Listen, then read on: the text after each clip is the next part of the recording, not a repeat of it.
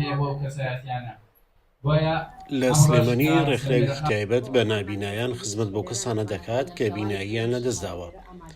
ئەم ڕێکخراوە لە ڕێگای کردنەوەی چەند خولێکەوە زیاتر لە 4 ساڵە لە چەند بوارێکدا کار بۆ بەرەپێدانی بەهرە و تواناکانی نابینایان دەکات. کە ڕێکخراوی ڕۆشنایی لە ساڵی 2019 دامەزراوە 4 ساڵە بەردەوام خزمەتەکە بە نابینایان.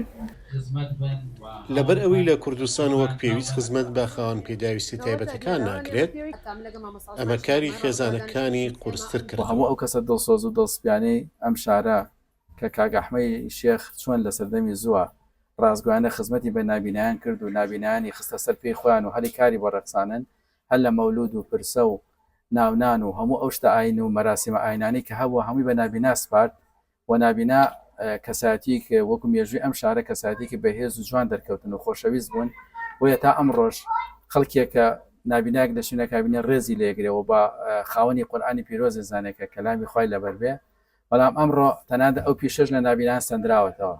یعنی ئێستا لە هەموو ئەو شتانەی کە وتم مەراسیمانە هیچی نابینا بەکار ناهێنرێت کە ئەوەش داخێکە لە دڵی نابینایانە. سەمیرە ساڵح لە ڕێکخراوی گەشەپێدانی کولتور دیاری پێشکەش بە منداڵانی ڕێکخراوی ڕۆشنایی دڵکرد و مناڵان خۆشحاڵی خۆیان بەم بەسەرکردنەوەیە دەربڕێ.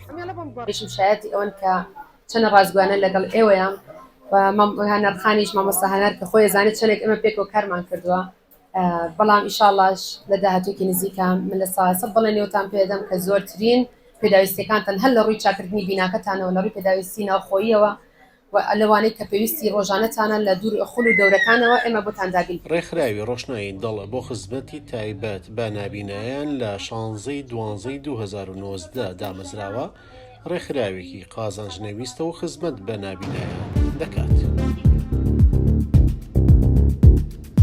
BK4 تاکە کەناڵی کوردی لە ئەوروپا.